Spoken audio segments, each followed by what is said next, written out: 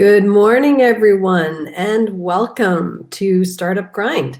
My name is Sherry Colburn. I'm the president and CEO of Spark Centre, one of Ontario's regional innovation centres, or RICs as we like to call them, based in Oshawa, Ontario. We have many new faces with us here today. And so for those who don't know, Spark is Durham Region's designated Startupgrind host, and we hold a Startupgrind event on the last Thursday of every month.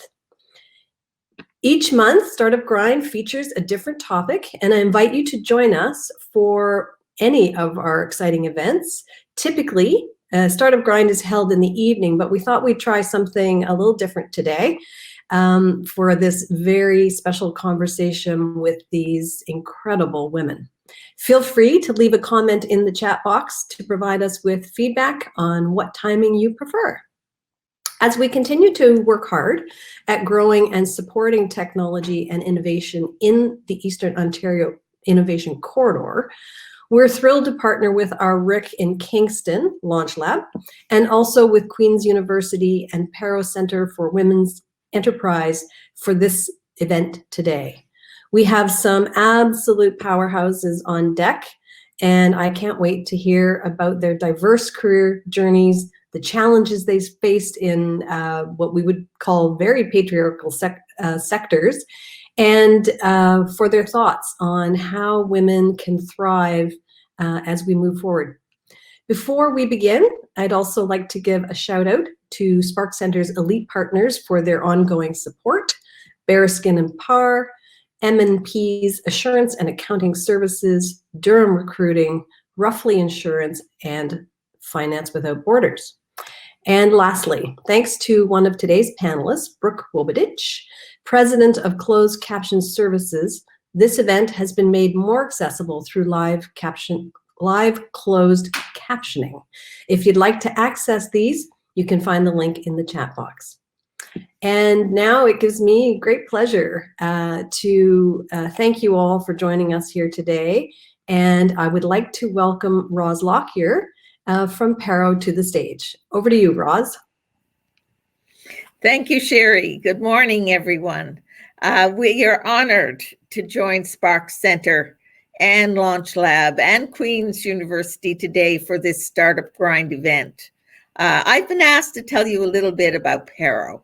And by the way, I'm the founder and CEO of Pineault Centre for Women's Enterprise, and we work to support women across Ontario. The programs we provide help women from startup to scale up, from business planning to marketing to exporting, going global. We are guided by our main approach to strengthening women-owned businesses across the province by prioritizing women supporting women. This is part of a cross-provincial peer network that has grown to become one of the largest peer lending networks in North America. With 180 circle groups across the province, Pineault was the landing place for hundreds of women during COVID-19. For those who wished to find solace, inspiration, grants and loans, and to reimagine their businesses to survive and to thrive. During this last year, we put out 427,000 in Pineault Biz Grants alone. That's about 8 times what we usually put out in a 9-month period. And we have 21 Pineault circle groups in this eastern area of the province. Now, Pineault's programs are designed to highlight and promote diversity through empowerment strategies that support women in building resiliency in their business and their lives. In addition to one-on-one counseling offered by the Pineault team members, by the way, we have 5 in Eastern Ontario, Pineault provides mentoring and support, financial supports, online learning, exciting regular events, information, tactical tools, and inspiring speakers. And new this year, we added Pineault Go Forth. And that is an online learning program that you can stream when it's convenient to you. It's a Biz 101 program. Also, a new women's vendor database, B2B database, designed to help women do business with other large corporations or to partner together to get bigger contracts. And a program called Elevate to help women achieve $1 million in sales, and Mukunum Kwe for Indigenous women. To support women in their journey, Peru prioritizes wellness. We believe that strength-based assets contribute to thriving successes. We work with each woman where she is, regardless of geography, socioeconomic status, or where she is on her business journey. As part of this commitment to Proud Peru Women, our intersectional approach to supporting all women appreciates and embraces diversity that proudly exists in our community of women in business. So with these 5 team members in Eastern Ontario, 2 are living close to Belleville, Kathy Ireland and Veronica Watts. There's also a coordinator, Tui Vung, and 2 other BGAs working out of Impact Hub in Ottawa. So contact us at perobizeast@pero.ca if you want to learn more. So now I want to welcome Janice from Queen's University to the stage. Thank you. Have a good day. Thank you, Roz, and many thanks to the Spark Center for leading the organization of today's panel discussion. My name is Janice Maddie, and I am the Director of Research and Innovation Partnerships at Queen's University, which is based in Kingston, Ontario. Each year, Queen's trains 25,000 students and attracts approximately $200 million in funding for research in health sciences, natural sciences and engineering, and the humanities. We offer a diverse and full range of programs through our many faculties and schools, and Queen's works with industry, governments, not-for-profit organizations, and other academic institutions to build R&D capacity in Canada, commercialize inventions, train the next generation of highly qualified personnel for the Canadian workforce and economy, and strengthen the regional innovation ecosystem in Kingston and Eastern Ontario. With support from the federal government, we also offer numerous free services, resources, and programs to support entrepreneurs and to accelerate the growth of startups and small to medium-sized enterprises in our region. A large initiative that we currently have the privilege of leading is called the We Can Project. We Can stands for Women Entrepreneurs Can. The mission for We Can is to inspire and empower existing and aspiring women entrepreneurs through the provision of tools, resources, expert mentors, networks, and building of community to expand existing businesses and to launch new ventures. The We Can project has been made possible by the Women Entrepreneurship Strategy Ecosystem Fund and FedDev Ontario, with the purpose of strengthening capacity within the entrepreneurship ecosystem and closing gaps in service for women entrepreneurs. It is through We Can that I have had the pleasure to meet and learn from hundreds of inspirational women entrepreneurs, including Peng, Judith, and Brooke, who have graciously agreed to participate in today's panel discussion. I would now like to introduce our moderator of today's panel, Dana Levinson. Over to you, Dana. Hi, everyone. I'm Dana Levinson. Thank you so much for including me today. I have been a news personality for the last 20 years, working in media for almost 25 years. You may recognize me from CTV News. I was a news reporter there, an anchor for just under 20 years. And I myself think of myself as a female entrepreneur, as I am now the executive producer and the host of my own show. In July 2019, I decided to take a huge leap of faith, be the bravest I've ever been in my life, and to leave CTV to pursue this dream of having my own show and becoming my own boss. And that show is now up and running, and it is called On the DL with Dana Levinson and can be found on Apple and on Spotify.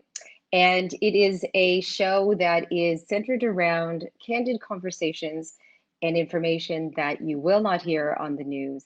And we talk about topics that are often not talked about out loud. And particularly during this pandemic, it has been quite a relief for many people to tune in and to listen to others, what they are going through that you're not hearing in mainstream media. So it has been a wonderful journey for me this last year or so, a great learning curve becoming my own boss, but incredibly inspiring as I have surrounded myself with other female entrepreneurs and women who believe in women, who have helped me raise my own bar to become where I want to be and where I am going. So that has been really fabulous. So I am very honored to be with all of you today and was really excited to be asked to speak to other female entrepreneurs as well. So thank you, Sherry from Spark Center, for inviting me. We are going to take a deep dive today into female entrepreneurship. We're going to talk about pretty much everything that goes on behind the scenes for women CEOs. And I would like to bring on our panelists to the stage right now so we can speak to all of them. Judith, let's start with you, if possible, to hear all about you and your beginning and where we're going with this. Great. Well, it's such a pleasure to be here today. I can't tell you how thrilled I am. I've been getting quite giddy as this time of focus and having this opportunity to speak to everybody today. So my name is Judith Pina, and for 30 years, I was the Chief Executive Officer of a firm that was in technical manufacturing and in the environment of engineering. We used to do quite a lot of work actually in the civil field, things like bridges and large pieces of infrastructure. And let me tell you, that is a very male-dominated world. So in December of 2019, we transitioned our business. We were successful, in fact, in selling our business. And at that time, I really didn't know what I was going to do with myself in terms of what was next. And it was so fortuitous that I was contacted by Janice and asked if I wanted to be part of the weekend program. And let me tell you, if I could have chosen a next for me, I could not have picked a more satisfying second career than helping women executives, women entrepreneurs find their way and hopefully smooth through their journey. So in addition to working with the Weekend program, I've also been working with BHER, which is Business Higher Educational Roundtable, and I helped mentor a group of women engineers in terms of the Canada Comeback Challenge. And I also work with the Professional Engineers of Ontario on the 30 by 30 program, which is an initiative to have 30% of engineers female by the year 2030. So I'm here obviously to chat with everybody today, share some of my insights, perhaps some of my experience. And with that, it's my great pleasure to introduce to you my colleague and my dear friend, Peng-Sang. And I know Peng has great insights to share with you. Thank you. Well, Judith, thank you so much for the introduction. Judith was introducing herself because I love Judith. We've been women entrepreneur in Kingston and making way for many years together. And it's always great to have a sisterhood that you can count on. So loving it. Good morning, everybody, and welcome. I hope you find some inspiration to take back and stories that we shared. That is our stories, but hopefully you can find some purpose with it. I started Transformix Engineering with 3 engineers in 1995. Became CEO in 1998, took it global from my basement, and in 2018 sold the intellectual property to ATS Automation Tooling, which is the world's largest automation company. I am now the VP of LS, which is our life science division of emerging markets, and Symphony, which is the technology that ATS acquired from us. I'm commercializing, I'm developing and executing a commercializing strategy for them. But I also do other stuff, as I said, to feed my soul. I love the entrepreneurial world. I love the spirits of entrepreneurs. And like Judith, was very grateful that Janice reached out to me when the weekend program was started. So to support women entrepreneurs. And as I said to the women entrepreneurs, I wish I had all these wonderful programs that are available now. When I started out 25 years ago, we didn't have any of that. I was kind of left on an island trying to figure it all out myself. I also do some coaching for Sparks, again, to support women entrepreneurs. So it's been quite a journey. It's been such a great pleasure to be able to give back to our community and see the next generations of female entrepreneurs that are coming up.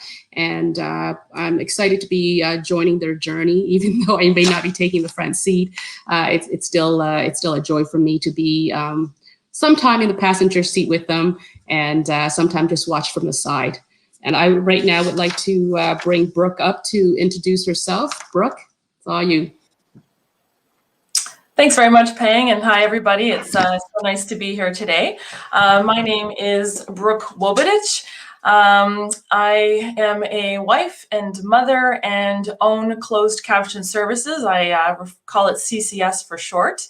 And this company was built by my father, who well, we grew up in the broadcast industry. I've experience with television production when I was younger, doing some shows for APTN. And my father saw an opportunity to provide closed captions back in the 90s when it was a new thing and very few people knew what it was. And he started a company. He was a visionary. He started it from home. So we've actually been running this company from a home-based network of professionals for a very long time. Worked my way learning in the company, was general manager for 10 years, and eventually became president for the last 7 years, and I'm now the sole owner of it. And since my time, it's been a lonely journey, as many entrepreneurs know what that's like, but I've managed to do lots of great work in rebranding. What the company does is it provides high quality accessibility in media. So that would be closed captioning, which is what we have today, also known as communication access in real time, as well as described video. And we provide these services to networks, educational institutions, banks, film producers, post-production companies, and whatnot. I've really enjoyed my time in the last year as part of the pandemic, started to look for ways to network, and joined the weekend program through Queen's University, and had such a wonderful experience of being a part of accelerator programs, being a part of all of the services, and have had the wonderful opportunity to have Judith as my mentor. So that's been a really great experience. And I really encourage everyone to, get a mentor if you haven't. So I look forward to participating today and being here. And I'd like to invite my colleagues back to the stage so we can begin the panel discussion. Brooke, thank you. That was fabulous. All of you speaking. So exciting to hear all of your stories. We're going to dive right into this. And I think I want to start with the first question, which is all three of you have been in boardrooms with men, and primarily all men. And I wonder, how does that feel? Brooke, let's start with you, because you had just mentioned that your father started this homegrown business. And so you're with your dad, who's a man, and he's your boss, and you're with other men. So what did that feel like? Was it intimidating being around men all the time, or was it encouraging? Perhaps you could just pick it up. Sure. On one hand, I have the advantage of having the exposure of being around what I call the old boys club in broadcast, because my father was one. So I kind of grew up in the background, and I was around them. I've been around and had the opportunity to observe those social interactions and things like that. When I came into the business and I was sort of the up and coming, I had to sort of take over some of those roles, whether it would be clients, wine and dining clients and things like that. And it was intimidating because it felt like, do I belong here? Can I do this? I'm the daughter. I didn't work my way through this in the same path that other people have. So I felt like I had to prove myself, and I did feel lots of self-doubt in the beginning. And then when I realized that this is about building relationships, which is, I think, the most important skill in life, in anything that we do, that when you build those relationships, then it comes, it comes out, that comes later. But yes, very intimidating, but, something that can be overcome.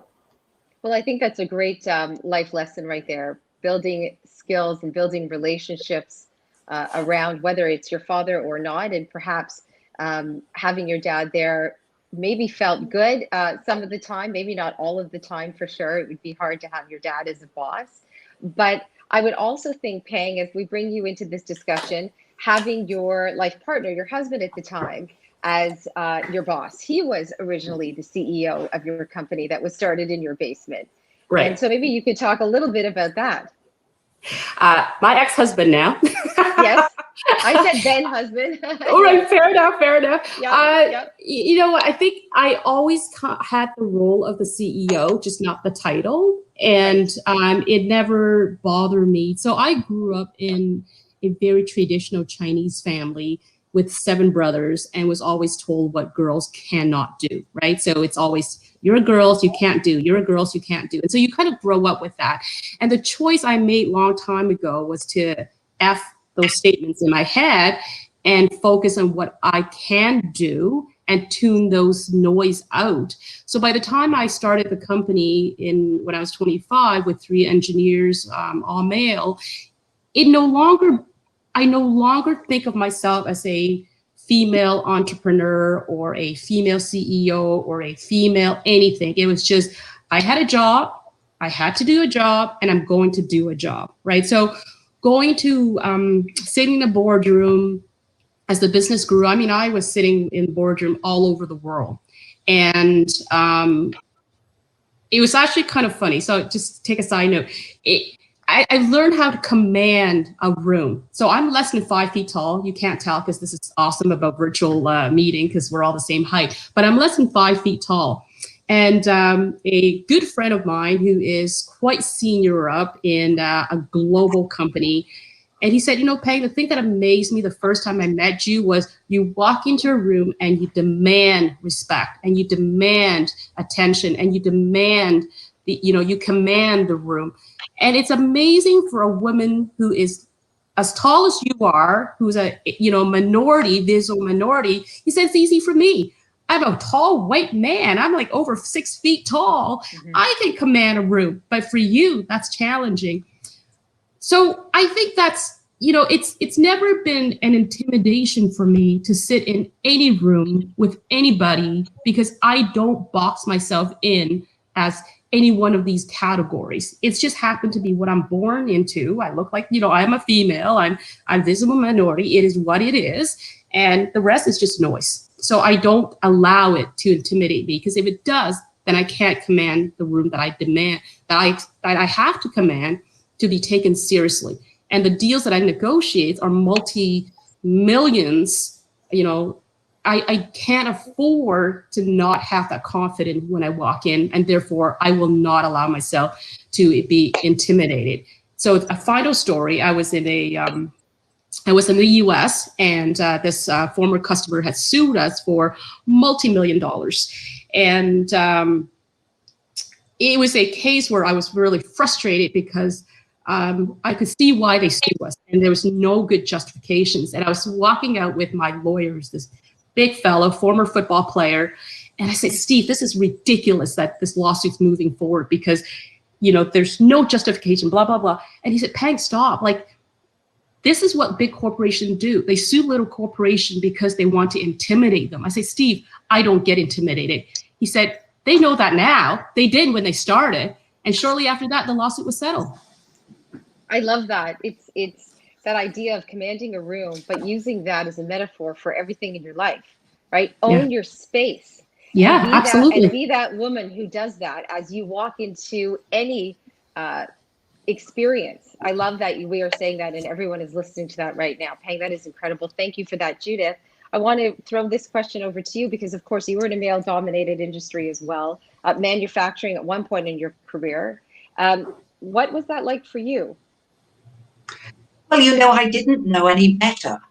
And so it was always my normal, right? So one of the things that I think is really important in terms of asserting ourselves as women is really to be holistic in the roles we play. So when I walk into a boardroom today, or when I did in the past, and I would say that 99% of the time, I was the only woman in that room. I never really took on that persona. One of the things I've always found it very, very important to do in life is to be an extremely active listener. So something that I have always done when I'm in communication with people is really intensely listen to what's going on. And sometimes the message behind spoken word. And I've always been extremely direct in terms of answering a message or answering that challenge. So in that way, I think although I might have been the only person to walk in the room wearing a skirt, hopefully, after I had been speaking for a little while and listening for a little while, people stopped looking at the woman in me and started to see and interact with the business person in me. So I think that's very, very critical to present yourself in that way and to be authentic to the person you are. I would also encourage women to be really comfortable in being themselves and in no way feel that in that position that they need to emulate their male colleagues. Because the difference that makes how women view things, that difference is our huge strength. And in being able to present those differences, we bring a metric to the table that is otherwise not there. So Absolutely. take confidence from that. I think that's a real strength that we women have.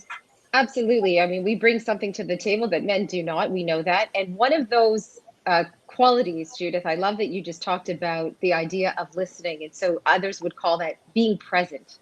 And we have a beautiful quality, being women, that we can be present. We know how to do that. We've been doing that before that catchphrase was ever a thing. So I love that you brought that to the table. I do also will remind our audience that they can write their questions and comments, please, in the chat area, and we will try to include everybody's questions as much as we can. Judith, I want to just focus on one thing that Brooke had said, and because I want to talk about we can for just a moment before we get into more personal information. Brooke had said you were her mentor. Yes, that's correct. I had that privilege. Okay, so Brooke, maybe you could talk about mentorship and what it has done for you and over the years, and what Brooke what Judith has done being your mentor. Oh, absolutely. I mean, we could have an hour discussion about this. Yes. So many benefits. I mean, I think anyone who's an entrepreneur has felt that lonely feeling, because especially when you're in a unique industry, because anybody else who knows what you're going through, especially in your industry, is usually a competitor. So it's really hard to talk with people who know what you're going through. And I found by having a mentor, I also personally feel that my particular trajectory to my leadership role didn't involve, education in business, like specifically business. I didn't go to business school. I don't have an MBA and whatnot. I was really thrown in, and everything I had to learn was because we have to figure this out or else we won't succeed. And so I've always had some feelings of doubt or insecurities about that. And so it was so nice to be able to have these candid conversations where I'm sharing and being vulnerable, areas that I felt were weak, and being able to have Judith, reassure me that what I'm doing is the things that I'm doing that are right and that are working, and then also supporting and helping in the areas that are weak. So if I needed some extra help with the financial literacy side of running a business, Judith was there to help, to go through those numbers, to talk about strategy, and even to talk about emotions and confidence and life balance. I mean, it's just all encompassing what a mentor can do. They have that benefit of having the experience, understanding what you're going through, validating, and also giving you that confidence when you go through the tough times that that you'll get through it and to keep going. And just so many wonderful things to say about the experience. And what made you reach out to a mentor? What was that? Well, actually, in the pandemic, things were very quiet. And so, there I am online and searching around, and I decided that I wanted to create some success in the business, that I wanted to create more intersections. So kind of like more networking, but you can't network in person in the pandemic. And I thought the more people the programs that I know about, the support systems, and because I already mentioned, I felt like I wanted to learn more of the business, tools to help me be a better business leader. And I happened upon a weekend webinar. And so I really just started participating in the webinar, got in contact with Carrie Ramsey, and who facilitates that program. And it became an official client of Weekend. And it was then that I just really got an email one day saying, we have a fantastic mentor for you who would really be interested in working with you. Would you like to take part?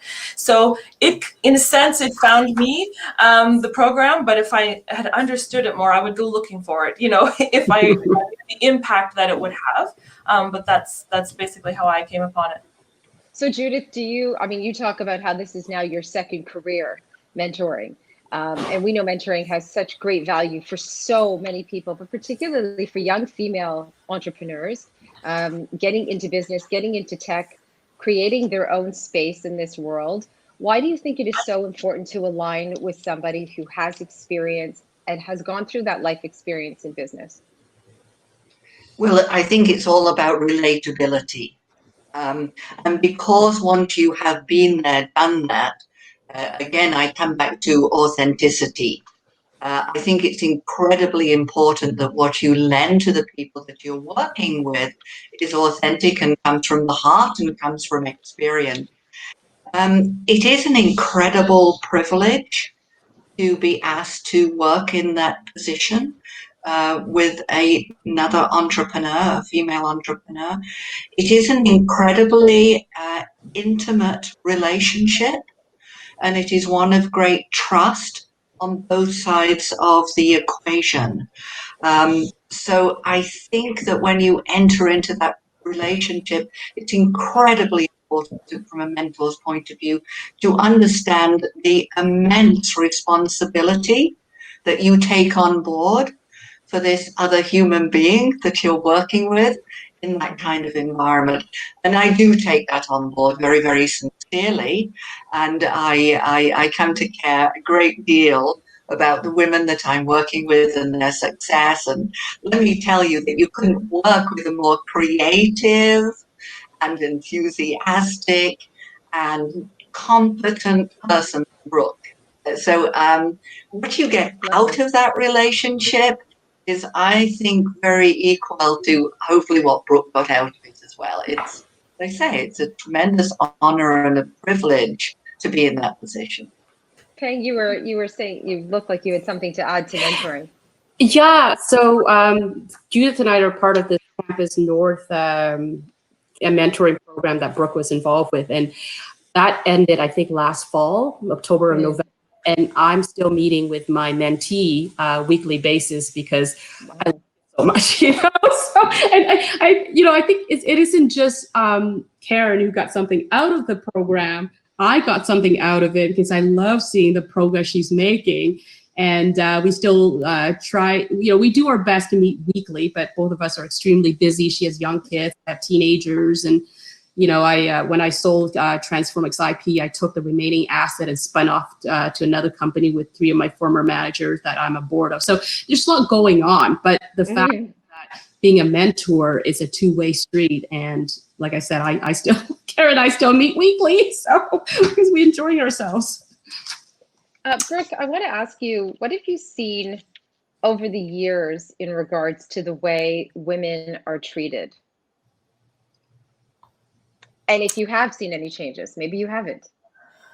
You know, it's a tough question, because I in preparation for this, for today's meeting, I had to think about it. And I even listened to some other women speak about the topic, because almost similar to what Judith said, you know, you go about your lives and you don't know any different until someone says, you're unique, or look what you've accomplished, or you've been in certain situations. I had to think about it, about how women are treated.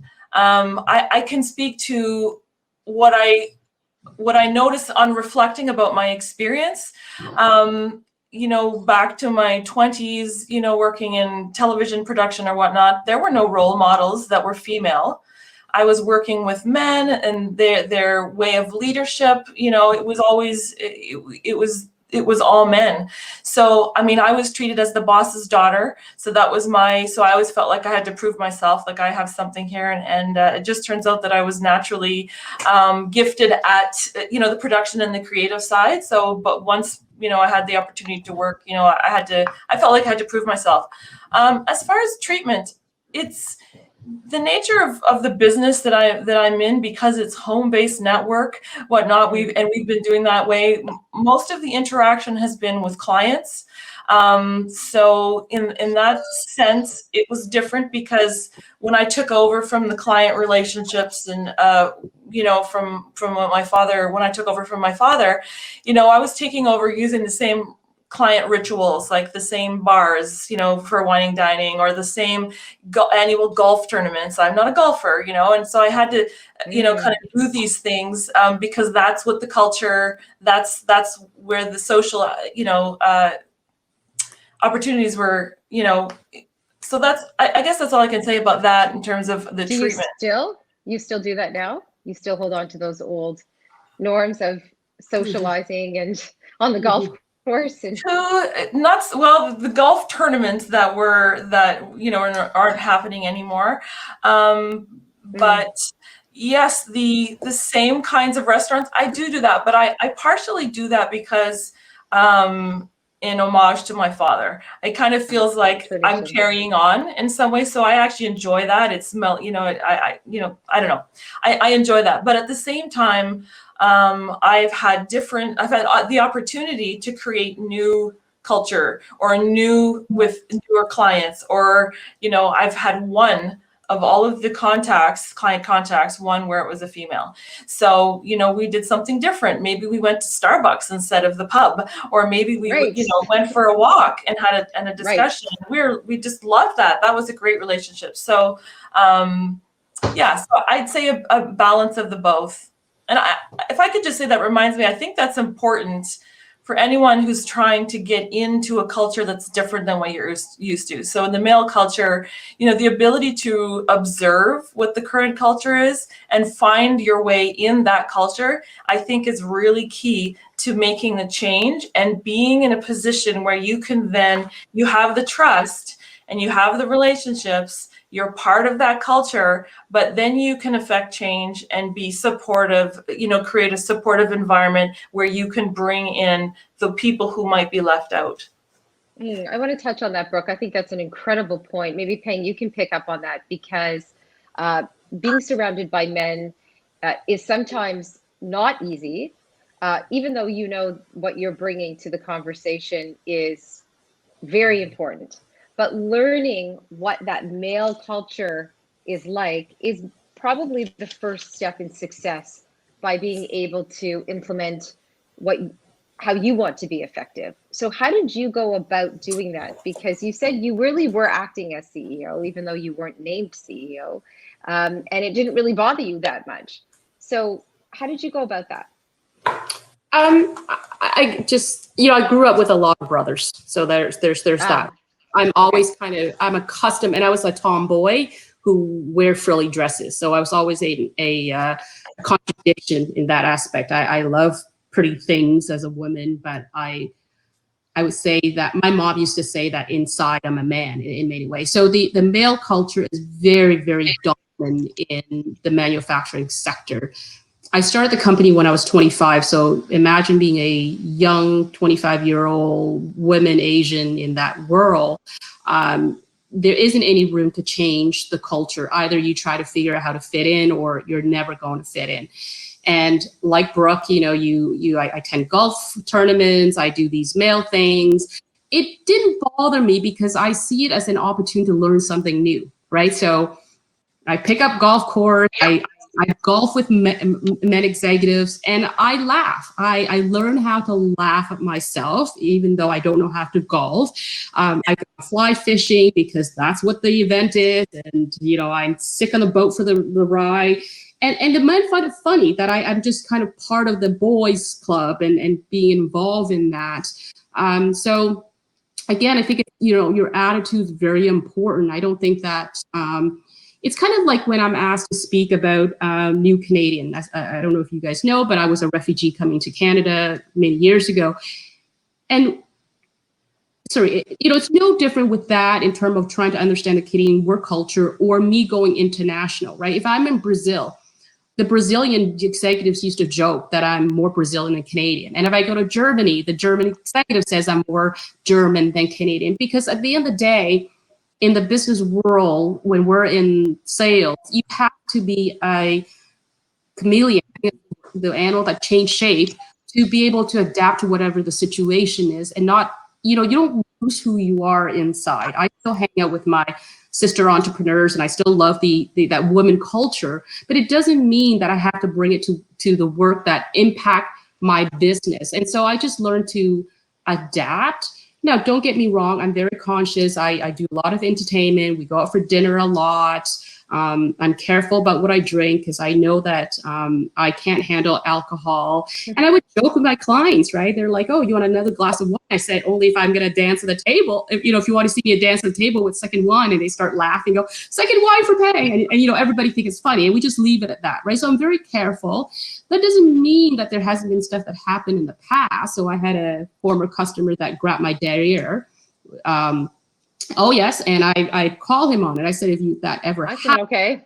I will get you fired. I promise you that. Yeah, right? That's not okay. No. He tried to make excuses and I'm like, no, I'm not an idiot. Right. So right. I think you have to call out when you see stuff like that. I've had customer ask me out. And again, I'm very polite, but I don't make business with pleasure. And I think most people they know how to back off. So I've never had problems. Going back to a question you had asked, Brooke, I've been in the quote unquote patriarchal industries for all of my 25 years career. I started out in IT as a salesperson. And I remember my managing director, I was the only female of a group of about 12 salespeople. And every Friday, he would take the salespeople out for lunch, except me. And he would say, come on, boys, let's go. And eventually, at one point, I'm like, yeah, exactly. So at one point I said, well, I'll come with you guys, right? Because I've learned to just go with the flow. And he's like, and one of the guys say, oh, no, Peng, I don't think you should come. I'm like, well, why not? Oof, yeah, I just don't think you should. I'm like, okay, I'm going to come. And they're like, no, we're going to a strip club. So that was what I started my career with 25 plus years, I guess 25 years ago. I'm not seeing that right now, but the problem is a lot of time there's unconscious bias that you don't know. And so I try to tell young people, including my daughters and nieces, you cannot box yourself around because you don't know what those unbiased situation is. And so you just got to keep pushing forward and not allow that to be a barrier and make it become an issue for you. But that's a reality we face. Judith, have you had that kind of experience as well? Yes, and more so way back in the day, sort of not dissimilar to some of Peng's stories there. I certainly remember when I was first a female manager, taking a call from a client and being told, no, I want to speak to the man in charge. And those kinds of things certainly used to happen back in the day. I'd like to open the topic to be a little bit broader, if I may. We live in a patriarchal society. So we have all worked within patriarchal industries. However, we live in a broader patriarchal society. And I think it's very incumbent on us as women to be aware of that and to keep inching forward so we start to break down barriers. And that's incremental. And you gain that through gaining credibility in how you act in certain situations and how you handle those situations. I think it's also important to work with our male colleagues who are feminists and supportive of us, because they can be great catalysts for change. And I'm also a huge supporter of Madeleine Albright's statement, there's a special place in hell for women that don't support other women. Yes. And I make that and I take that a little bit to another degree. And I say, Yes. okay, we live in a patriarchal society, and we live in a society, unfortunately, and I'm going to get a bit heavy now, where we have seen tribalism creep back into the political sphere. And whenever we look at people being treated as other, whether that is racism, homophobia, sexism, misogyny, ableism, it's very incumbent on us as women to make sure we push back. Because it's only by being consistent that we are going to make that change that we wish to have for our daughters and our nieces and our grandchildren.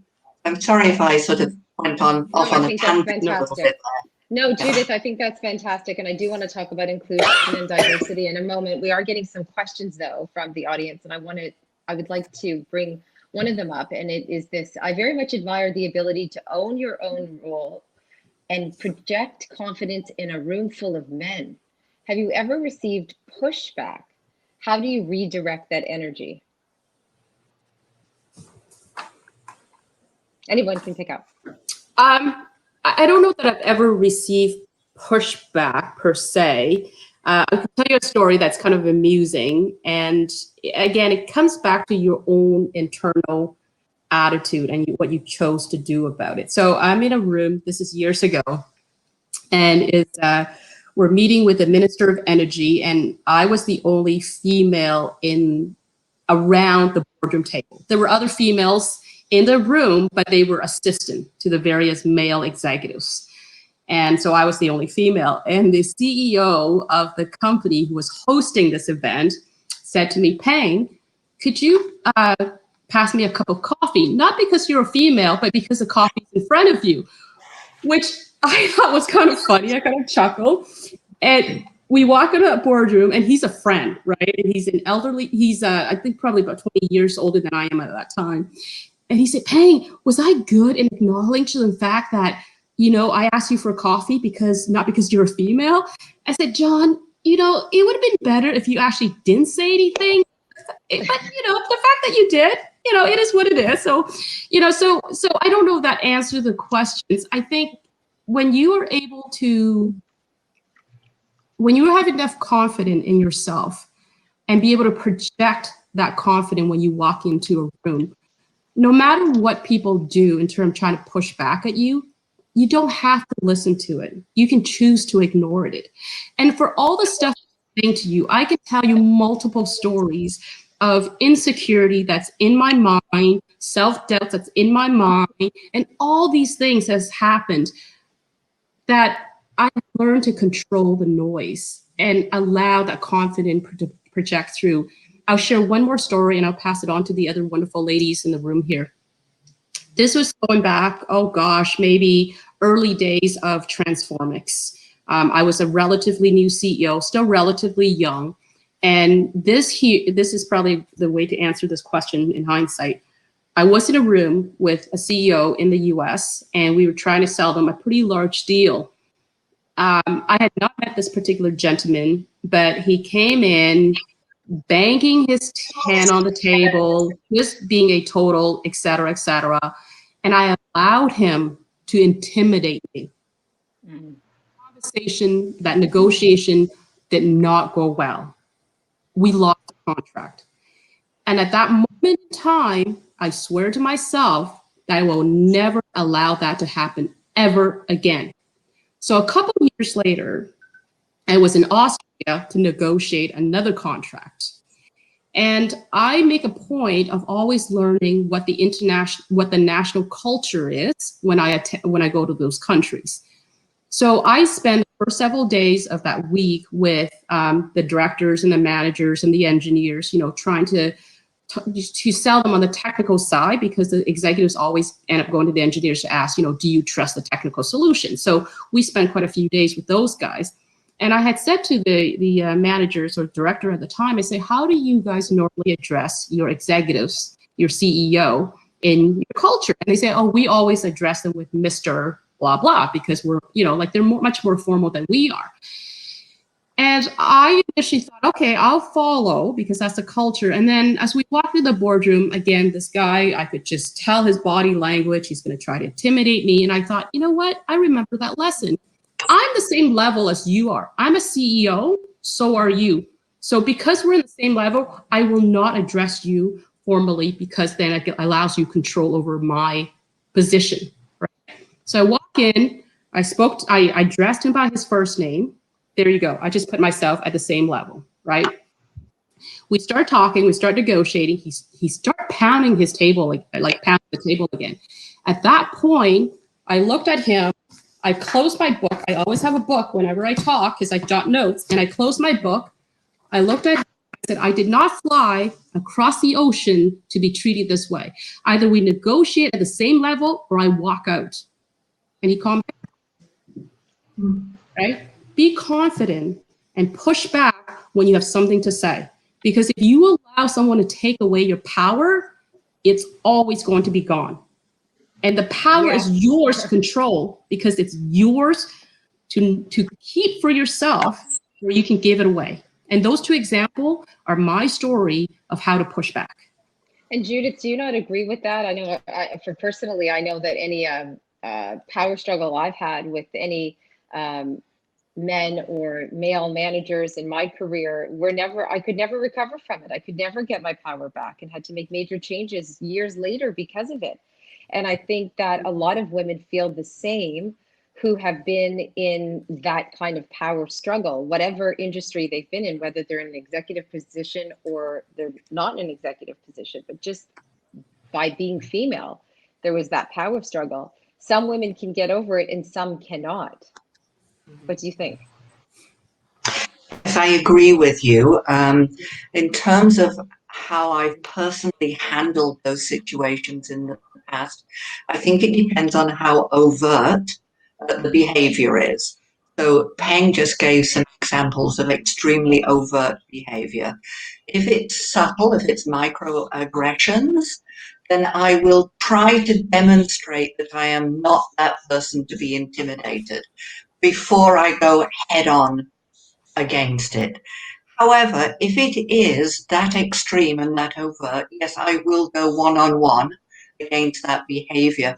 Probably the most extreme example that I recall was being in a board situation with a potential client who at one stage in the conversation just turned around and point blank said to me that his business was never going to do business with a firm that was run by a female CEO. So that's extremely overt and on the table. So I happen to know that this particular person had two teenage daughters who he adored and doted over. So I just looked him in the eyes and I said, when are you going to explain that interesting fact to your daughters? Mm-hmm. And he was so taken aback, it took him a few moments. And he just looked at me and he shook his head and he said, you're right, I'm wrong. And it was over. Wow. Wow. Yes, Peng? Can I just add that it's not always executives. I'm facing some situation right now where people our subordinates, and it's that microaggression that it's talking about that's very difficult to deal with. And subordinates, I think, sometimes harder to deal with. Yes. And maybe we could open the conversation now about being inclusive and diverse, having diverse workforce, who you're working with, whether it's your own team or other teams that you are dealing with as well. Yeah. Brooke, you can pick that up if you'd like. Sure. As far as closed caption services, it just so happens that 95% of our subcontractors are women, which I love. That is not because I decided to hire women. It's because it happens to be that, you know, a lot of especially in the live and CART industry, again, CART is communication, access, and real time, similar to live closed captioning. A lot of them come from the court reporting world. And it just so happens that most of them are women. So they are the subcontractors, which I love because these are women that are highly skilled, elite skills. They work really hard and they work from home and they're able to support their families or contribute to their families and by being from home. So I just want to shout out to that. So one thing that is just maybe unique about ours is that in order to work for our company, it's really based on your credentials. So when we're looking for, you know, someone to be a subcontractor or to do that work for us, they have to have the proven credentials, the right certification, and nothing else really goes into it. And then they test and we see their work and they have to be reliable and we build that trust. Many of these people we have never met. I don't even know what they look like or what their backgrounds are. And we've had some clients recently say we prefer, when we're booking, we prefer to, if you can book some BIPOC resources. And that's been an interesting question for us because, you know, we haven't asked that of people or we haven't. So that's one experience. That's, I think, just unique to CCS. So, you know, the question is, what do we do? So we just put out a newsletter saying, sometimes we're asked if you're comfortable sharing your heritages with us and would like to be considered when that comes up, then please let us know. Interesting. And Peng, how about you? Whether it was Transformix or my last job at this IT company, or currently where I am at ATS, because they are very heavy tech-based business, I'd suggest that I'm probably usually surrounded by men at all level, probably between 90 to 95% are male. So it's always been in every industries that I've been in, except for the little stint that I had with Unilever, which was probably 50-50 because we were in sales of home and beauty products. And at Transformix, it wasn't difficult because, you know, as a CEO, if I get any inclinations that you are sexist or racist, I don't tolerate it. I just don't, right? And we were very inclusive. We used to joke about to fly flags of all these people from all these different countries. And we were just, you know, our culture was very embracing, which is why employees were very loyal to me. I think now at ATS, it's been a little challenging because it's over 4,500 employees. And I've had a few situations now where, you know, it's very difficult. I think Judith brought up a point. Microaggression is a very difficult subject matter to discuss.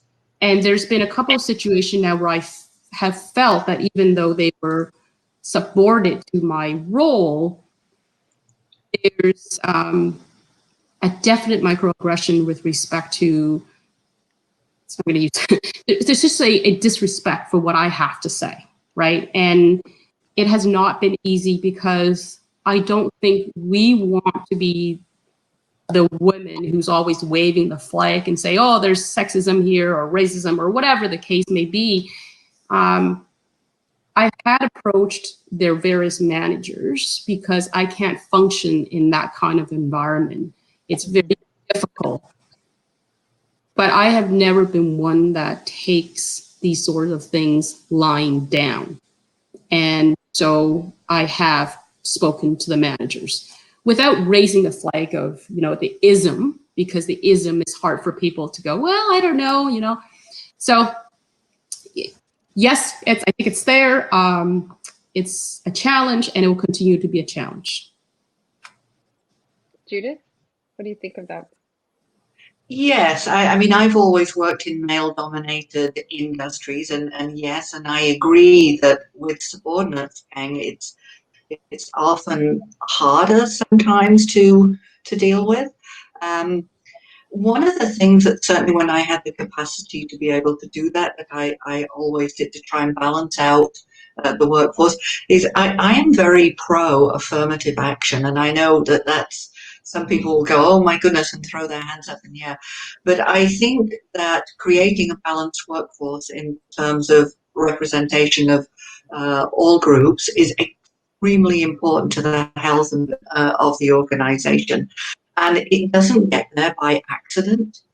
So when hiring, I actually actively went after making sure that we had a more balanced workforce in terms of representation.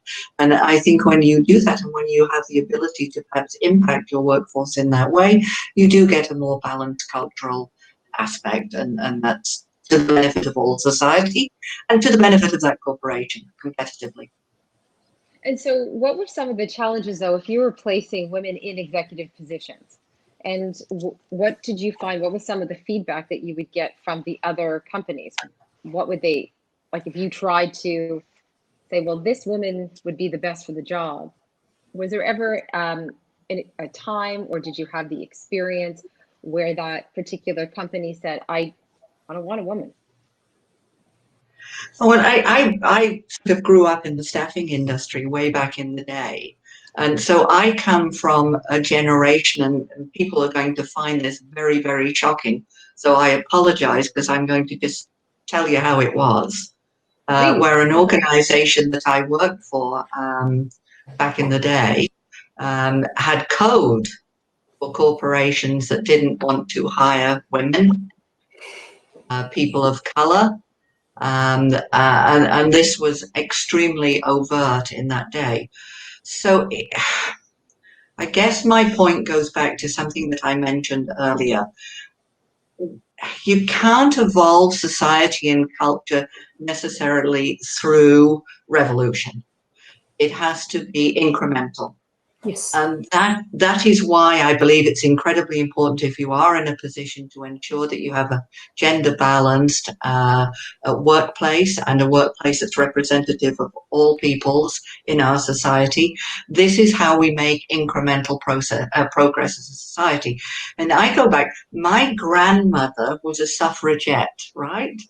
She marched in those marches for women's voting rights. So if you think about where we've evolved as a society, and then back to the days when I was early in the staffing industry and racism and sexism was very overt and tolerated, to where we are today, we have come a long way. It doesn't mean we don't have to be vigilant and continue to make that progress, because I think we do.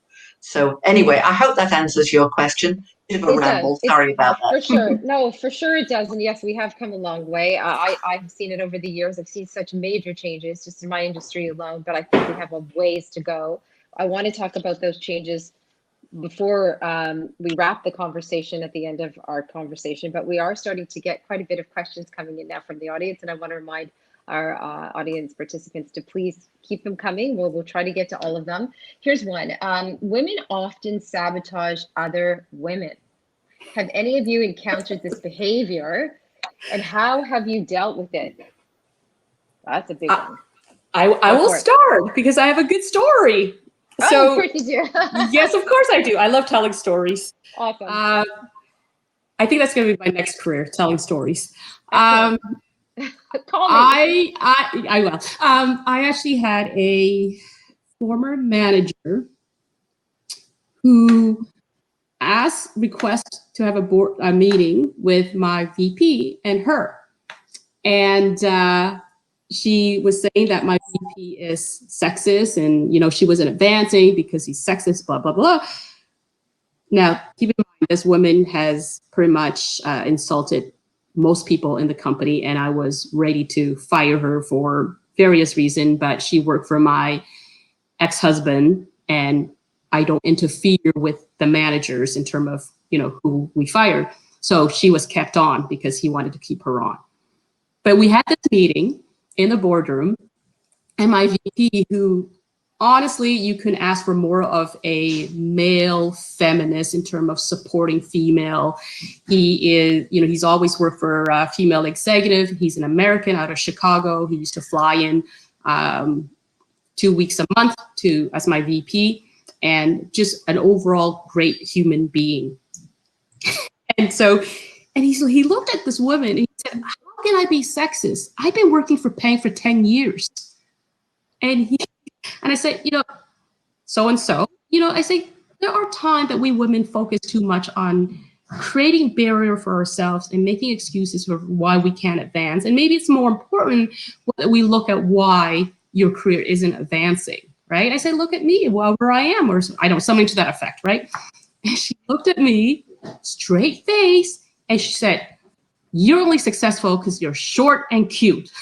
I said, okay. I don't know what to add to that one. So yes, I've run across too many women that try to sabotage my career. This was a funny example, but there's many others that are not as fun. And it's a quiet insult, or the quiet, I really keep going back to Judith's word because I think it is so important. That microaggression is hidden and it, but it's very difficult to fight.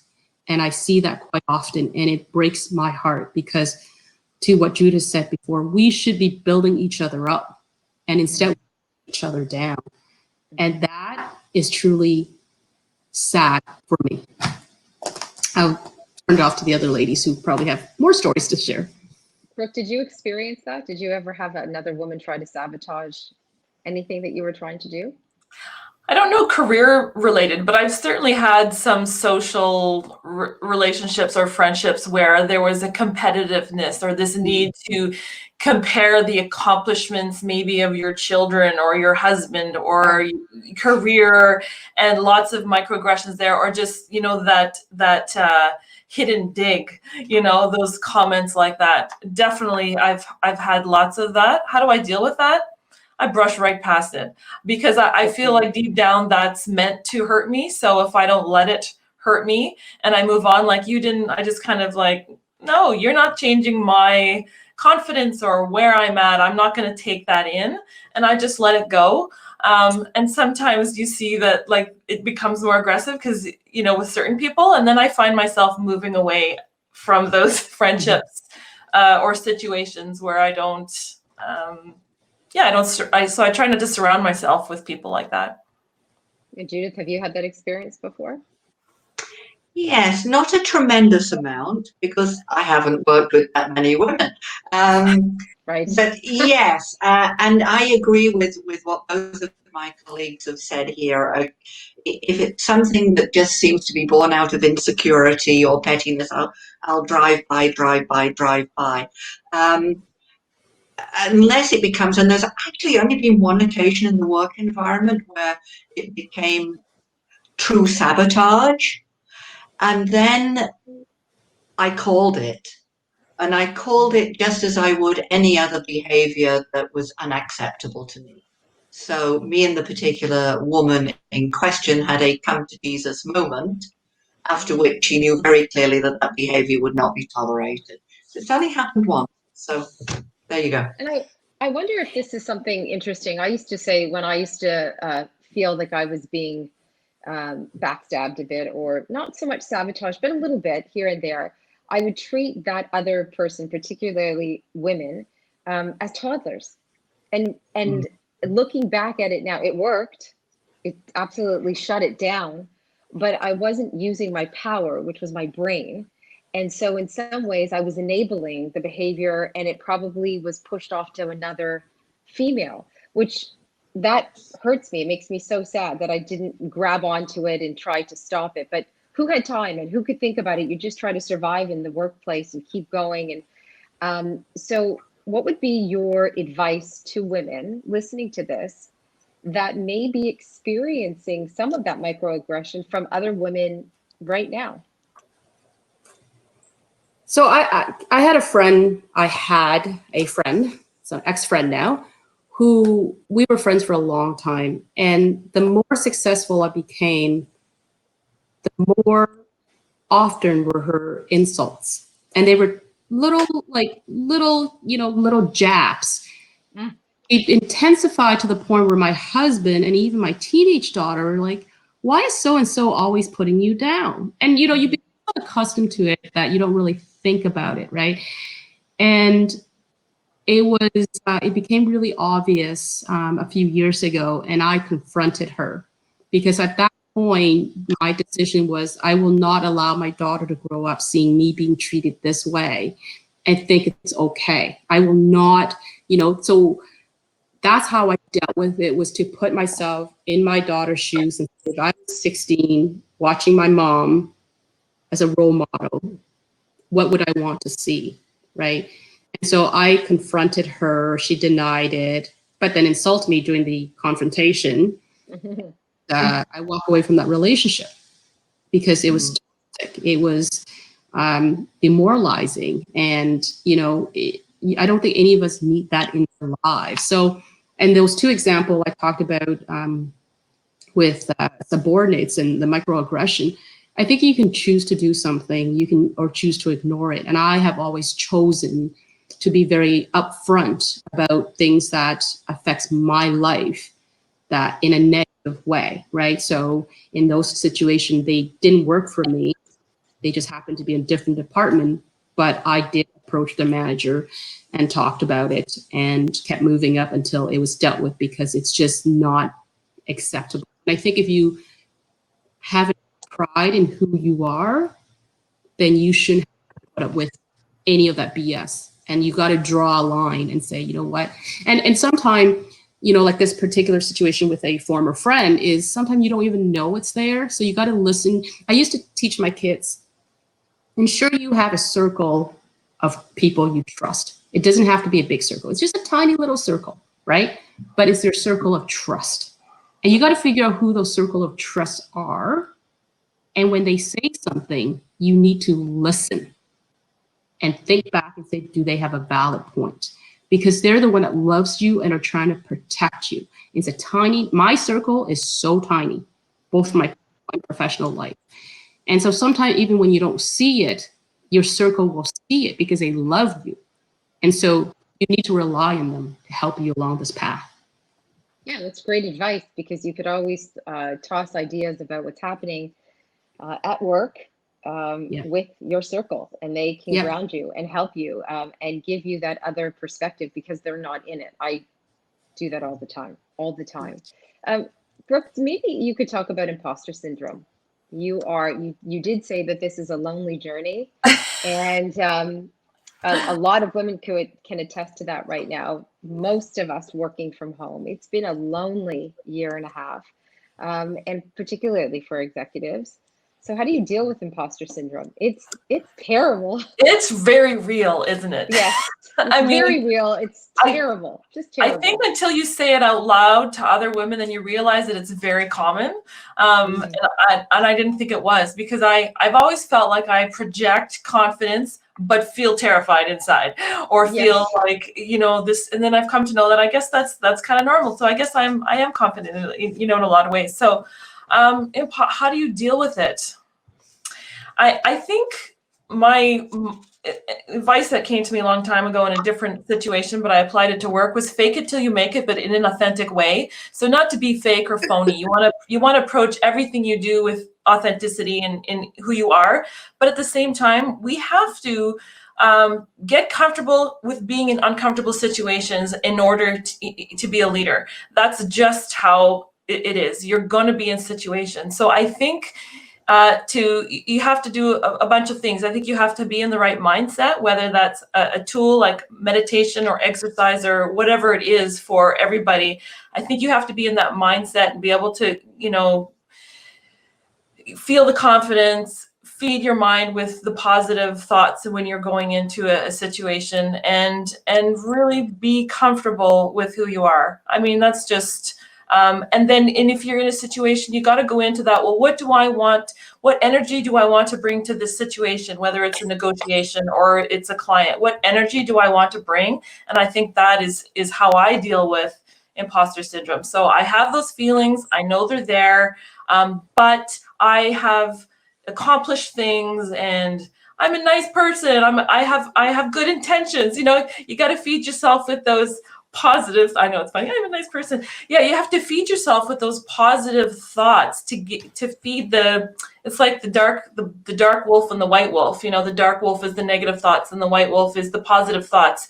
You have to feed the one that you want to be the strongest, right? So it's feeding those thoughts, I think, and just bringing the right energy to the room will help you get through any situation, and just be comfortable with being uncomfortable at times. That's great advice, right? Manifesting what you want, saying your affirmations, and really using your power, which is knowing who you are and bringing that confidence to the table. But feeling like an imposter is really, it's an impossible feeling. And I know so many women have been going through that the last 10, 12 months, because I speak to a lot of women about that. Judith, have you dealt with imposter syndrome? Absolutely. First of all, and I'll add a little bit about that, what Brooke just said was brilliant. Yes. So I can't say it better than that. Everything Brooke just said is phenomenal. I think that what we need to do is to embrace, first of all, I hate the phrase imposter syndrome. I think we need to reframe it.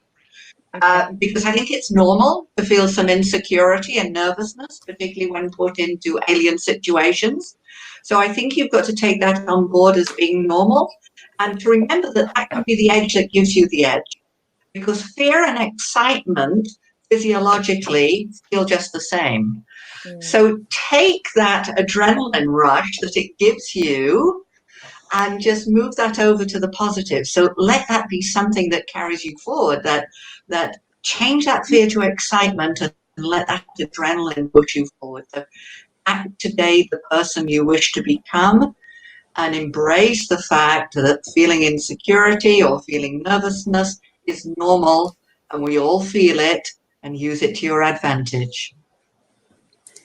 Here's another question that's coming in, I think is really interesting too. How do you deal with balancing criticism and feedback from men about your work or ideas? I want to be open to learning and taking good, valid advice, but I also want to reject mansplaining. I should never have been an employee. I mean, I was very briefly in my career, and I feel terribly sorry for the people that I reported to, because it's really not a natural state of play for me. So the only time I've ever had a man who was actually brave enough to sit me down and do a performance review, I looked him in the eyes and told him not to condescend to me. So, sorry, I just don't take that well. Love it. Not particularly the advice that I want to give anybody going forward. Just demonstrates that I was never meant to be an employee.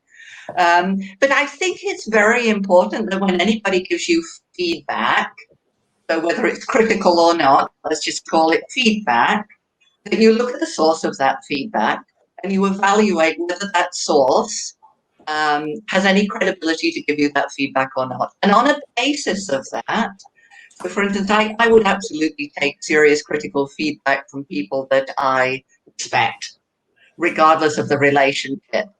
But I have a hard time taking it from people that I do not respect and don't believe have the credibility to be in a position to give me that feedback. So always look at the source and evaluate the source. So I think I'm going to add that for the first time in 25 years, I actually have managers and bosses who all happen to be men. And I have to say that I've been very fortunate at ATS, because the male colleagues at the executive level and my boss, quote unquote, has been superb in terms of their support, and they are such joy to work with. I actually encourage constructive, and this is a key word, constructive criticism from all levels. I'm currently, so my boss brought a former ATS employee who retired as executive to help me navigate a large corporation, just to get me, learn the process quicker. And I actually asked for those constructive criticism and enjoying it, to be honest, because I have never had that for the last 25 years as a CEO. No one tells you how you're doing. Your financial tells you how you're doing. Your customer tells you how you're doing, but no one ever tells you how you're doing. And I wanted to learn. I wanted to grow. I want to develop myself. And so I asked for those, feedback, comment, and what I call constructive criticism. And I think it's really important that, when you know yourself, so when someone's mansplaining to you, you know it. They're just making you feel bad, and you know how you feel, right? So call it, like, tell them to, you can use your voice to stop that. But I encourage all of us, whether it's male mentor or female boss or whatever the case, it's irrelevant. The sex, the color, the race, it's irrelevant. How does that person make you feel when they provide the feedback? It's no different than being a parent. Do you criticize your kids and call them names? Or do you say, what you did, I did not appreciate because you went out till 2 a.m. and you didn't tell me? So it's the actions, and how do you grow from that action, and how do you grow from that experience? And I think that's the difference between what I call constructive criticism. Can I take that and learn from it? Or it's just purely putting me down. And having, like I said, a former friend who did that for a long time and makes you feel bad, it isn't the male or female. It's a person in front of you. And I think it's important that we all try to remember, erase, that kind of that TV show, right? If we all turn our chair and we don't know who's talking, was it good? If it's good, go with it. If it's bad, ignore it. They don't know what the hell they're talking about. So. Thanks, Peng. We have a couple more questions I want to get to before we wrap this awesome conversation. I could chat with you guys all day. I'm loving this. Apart from personal strategies, are there any formal regulations or NGOs protecting executive women's rights in Canada? Not that I'm aware of. Mm-hmm. I've never gone looking for it. Okay. Here's the last question. Being in the agricultural manufacturing field for over 15 years, that environment has offered very little female interaction. I have struggled to find a mentor. I would appreciate any further ideas and leads in searching for a key mentor. I've had no luck in my 25 years career to find a mentor. I have a circle of trust, including male and females, that I go to for a specific topic. And I'm not a big fan, to be blunt, even though I'm a mentor. I'm not a big, huge fan of a mentor. It's kind of like that song that I always quote from Whitney Houston, the greatest love of all, and that's yourself. And if there's no path, then you got to create your own path. And, and whoever's asking the question, there's all of us here. If you, and Judith and I have been in manufacturing sector. I've been in it for 25 years. Judith might have been in it longer. If you need to reach out to us, happy to talk. And I do that quite often. I've had CEO Transformix. I've had women entrepreneurs walk into my office and say, hey, I'm running into this trouble. Can you give me, and I'm happy to sit down and talk to anybody, right? Whether it's, again, male or female. It's my journey. And if my journey can help you a little, I'm always happy to chat.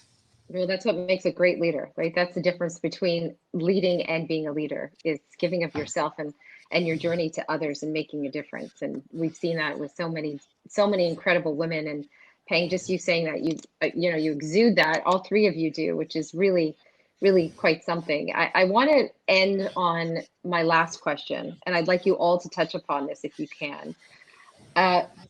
We need to see some major changes in all industries when it comes to inclusion and diversity, particularly the way women are treated and raised up to, raise the bar for women to succeed. What would you like to see change immediately? Brooke, maybe you could take that. Geez, I think I have to think about that one. What would I like to see change immediately? more supportive environments for business owners, more conversation around diversity and inclusion and what that means. Because I think a lot of people are afraid to talk about it. I think people are afraid to say the wrong thing, and they don't understand enough. So I would have to say my answer surrounding more discussions with everyone. I think a lot of people who are minorities, who belong, are having the discussions, but it's the people outside of those that should be having and be a part of the discussion, and they should be not only having the discussion, but listening to the discussions. That's where we want them to listen and hear the experiences and then be part of the discussion and maybe own up. I think everyone has a level of privilege, so they understand what that's like. So owning it and learning, yeah, that's what I'd say. Yes, women have had a hard time balancing during the pandemic. A lot of women have had to scale back on their careers to try to balance life, family, and work. And women have said numerous times their voices are just not being heard, and they're suffering. They're suffering. So what would you like to see change, Peng? I think I'm going to quote RBG, and she says, and these are not exact quote, but something to the effect that women needs to be in every table that a decision is being made.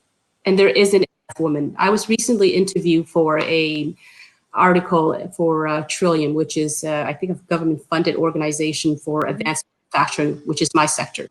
And the stat they told me shocked me, which is, I think, the percentage of women in advanced manufacturing is, I think, 11% and 4% for visible minorities. And that's not even in leadership roles, such as women in general.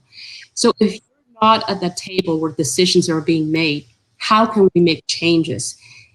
It's heartbreaking, or it's frustrating when you see policies or conversations that are being had by people that haven't walked your shoes. How can they put something in place if they've never walked your path, right? Only those of us who has walked this path will understand what we've gone through and what we had to do to achieve, and what policy needs to be in place to encourage more young women to rise to a level that is of equal value to our male counterpart. And we need more male who celebrate and are part of that, link hand in hand to fight this battle together, because alone we can't do it. And I don't have a good answer, because as Judith said, it's like 2 steps forward and a step and a half back constantly. And we have to keep fighting. And I think I would love, these sort of programs important that women see and hear each other and support each other. I am encouraged by programs like We Can and all these organizations that are bringing women's voice together and trying to grow it. We have to keep doing that. I'm happy to see the government funding that are going towards women startups. I'm not sure the solution is, Dana, to be blunt with you, because if we put programs in that says you have to have X percentage of women executive in your organization, then you have a situation where people say, well, you're only there because you're a female. And there's nothing I hate more than that, right? Going back to the story of the former manager who said you're only successful because you're cute and short. I don't know what the answer is, other than we have to start somewhere. And I'm glad to see the progress that has been made in the 25 years that I've been here, other than, hey, you know what, let's continue to fight this together. I'm not sure. I think in Canada, we're doing a pretty good job. So I'm sorry, I don't have an answer. Judith, what do you think of that? Some changes you'd like to see? Yeah, very specifically, and I agree with what Brooke and Peng have just raised up. But very specifically, I'd like to see the whole structure of how venture capital is allocated change. If you think about the premise of pitching your business, it is ludicrous. Can you think of a more stupid way to evaluate whether or not an individual is going to be successful with their business than giving a 5-minute pitch? So we are rewarding people that have the gift of the gab, but not necessarily those people that are going to make fine entrepreneurs. So I'd like to see that change. And that results in the fact that only 2.3% of venture capital is allocated to women, because traditionally women aren't great at bullshit. Am I allowed? There you go. You are allowed. So I would this review, absolutely like to see that change tomorrow. Would not be too soon. well, on that note, on the BS note, I do want to thank all three of you, Judith, Brooke, Peng, all of you have just been so incredible today. I'm feeling a little spark right now. I'm hoping everybody that has listened to you feels the same. And all of the wisdom that you brought and the takeaways will resonate with people that are listening. I am told that we have a record number audience members today for Spark Center, so that is very encouraging. I think people love listening to women and women sharing their experiences and their stories, because we do make change and effective change. So thank you to all of you. I want to encourage everyone in the audience to stay connected, and by doing so, you can reach out to our panelists and to myself on LinkedIn, on Twitter, on other social channels. I'm very active also on Instagram. At Dana Levinson, and our other our panelists as well. You can find them on all social channels, various websites. I always Google people because usually most people have their own website or their business website. So that's another way of trying to stay connected. And as well, I would like to thank our partners, Pineault Center, Queen's University, and Launch Labs. I do want to say before ending, I do believe in celebrating women, and I think that was really one of the biggest takeaways of today, which is when you celebrate one woman, you celebrate all women, and we have celebrated each other today. So I'm hoping everybody is feeling very filled up, and their cup is full right now of all female entrepreneur everything. I also want to remind everybody to take the poll and let Spark Center know when you would like to see the next event. What time of day works best for you? And speaking of next event, there is an incredible one coming up. I'm going to just read it because it's quite lengthy for me to memorize all the details. But it is May 27th. Katie Zappareri from Girl Talk Speakers, she's awesome, sits down with CEO and founder of Quill Inc., Fatima Zaidi. I hope I'm saying that right, Zaidi. Named one of Flair magazine's top 100 women, in addition to being a two-time recipient of Top 30 Under 30 awards and winner of Notable Life Younger Professional of the Year. Zaidi is a true force in the tech space. Her company, Quill Inc., is the world's first one-stop marketplace and agency that provides pre-vetted experts to podcasters and brands, saving them time and helping them to improve content quality and to grow their audience. Fatima is also the owner of the Los Angeles-based Listen In conference for brands that are moving into podcasting. So that is certainly something you don't want to miss. And now we are going to start our networking session. So for everybody who would like to stick around and network with these incredible women, please feel free to do so. Thank you to all of you again. This has just been amazing. Thanks everybody for listening and for taking part.